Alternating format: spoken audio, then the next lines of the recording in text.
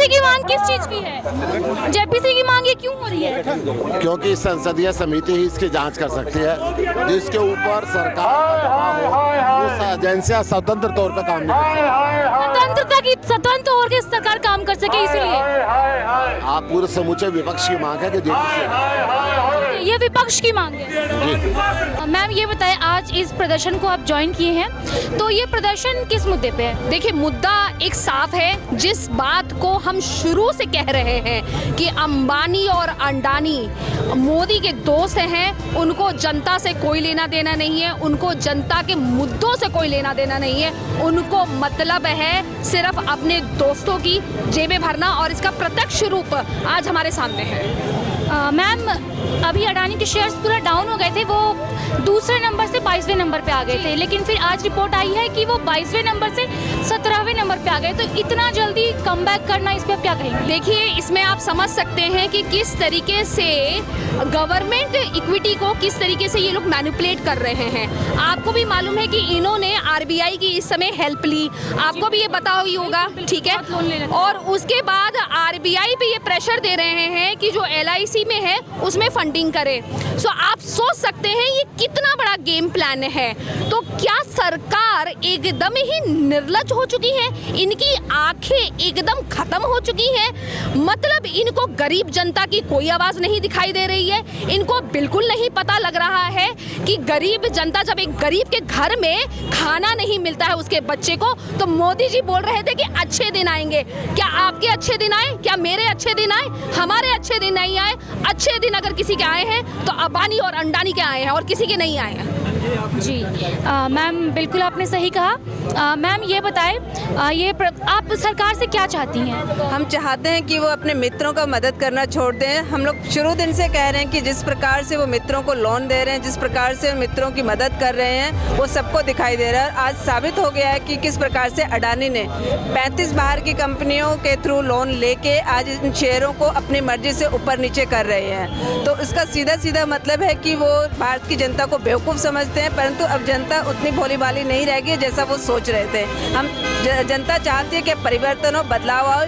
मोदी जी का चेहरा सबके सामने आ गया। ये जो घोटाला है, ये अडानी का घोटाला नहीं है, ये उनके मित्रों का घोटाला है। हम अगर 1 करोड़ का भी लोन, 1 लाख का भी लोन लेने जाते, करोड़ तो बहुत बड़ी बात है, 150 करोड़ का लोन उन्होंने अडानी जी का कैसे पास कर दिया?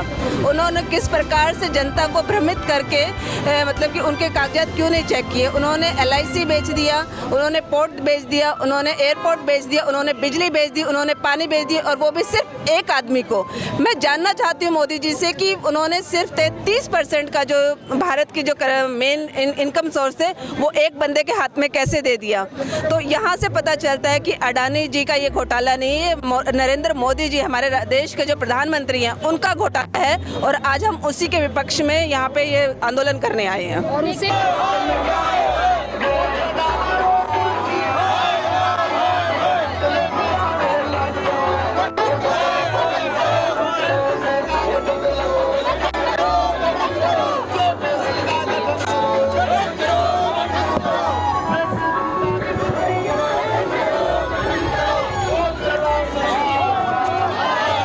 मोदी जी की दोस्ती ने दोनों संस्थाओं को लूट लिया, एलआईसी को लूट लिया, एसबीआई को लूट लिया। इसकी मांग होनी चाहिए, लेकिन देखा गया है फिर अडानी की बात नहीं है, ये भारत की जनता की मांग है। मैम अभी बताएं, अभी अडानी जी का पुतला जलाया गया, तो ऐसी क्या मजबूरी थी जो मतलब एक जिंदा इंसान का पुतला जलाने पे आम आदमी पार्टी को मजबूर कर दिया गया? जी, हमने ये बताने के लिए कराई है जो अडानी जी के ऊपर कोई कार्रवाई नहीं करी जा रही है, सीबीआई और ईडी वगैरह चुप बैठी हुई हैं और आम जनता का पैसा डूब गया है, उसके लिए आज हमने अडानी जी का ये पुतला जलाया है ताकि उनके लिए कार्रवाई हो। हिडनबर्ग के रिपोर्ट्स आया कि अडानी जी अपने शेयर्स में बाकी फेक कंपनी मनी लॉन्ड्रिंग करते हैं और तमाम चीज़ें उन पर लगाया गया। उसके बाद देखा गया कि उनका शेयर्स पूरा एकदम से डाउन हो गया, और आज की रिपोर्ट में यह आया है कि वो 22वें नंबर से वापस कमबैक करके 17वें नंबर पे आ गए हैं। तो उस पर आप क्या कहेंगे, क्योंकि इतना जल्दी कमबैक करना किसी के लिए ये नहीं था? देखिए, इसका जवाब मैं आपको दूंगा। कम बैक करने का मतलब ये है कि इस टाइम अगर अडानी जी डूबते हैं तो उसका सारा दोष मोदी जी के ऊपर जाता है। और मोदी जी अपनी इज्जत बचाने के लिए अडानी जी के शेयरों को बैकअप दे रहे ताकि वो ऊपर आए और लोगों का भरोसा अडानी के शेयरों पर बढ़ा रहे और मोदी जी क्लीन चिट लेकर इस सारे जो अपना जंजाल बुना हुआ है उससे बाहर निकल जाएं।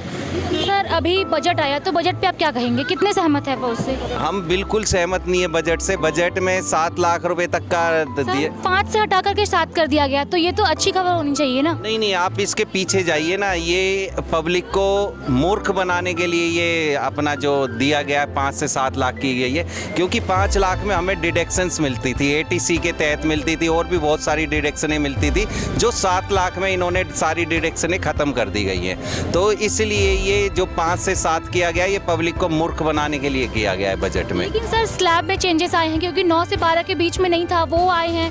पहले मतलब 0 से लेकर के 2.5 लाख के बीच में था, 3 लाख तक कर दिया गया है। बाकी चेंजेस भी देखा गया है, तो उस पर क्या कहेंगे? देखिए आज की डेट में जिस तरीके से इन्फ्लेशन रेट 10% तक बढ़ गया है, तो उस हिसाब से 2.5 लाख और 3 लाख कोई मैटर नहीं करता पब्लिक के लिए, क्योंकि महंगाई इतनी हो रही है। टैक्स भरने के लिए उनके पास कोई इनकम होनी चाहिए, इनकम लोगों के पास है नहीं, तो वो टैक्स भरेंगे कहाँ से?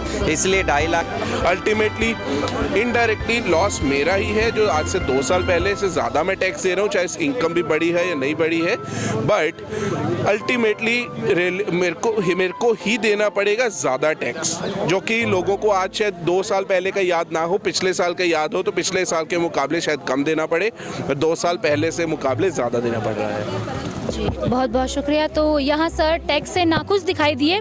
इसी तरह की तमाम अपडेट्स के लिए हमारे चैनल हैप्पीनेस इंडिया के साथ जुड़े रहें और हमारे चैनल को सब्सक्राइब करना ना भूलें। धन्यवाद।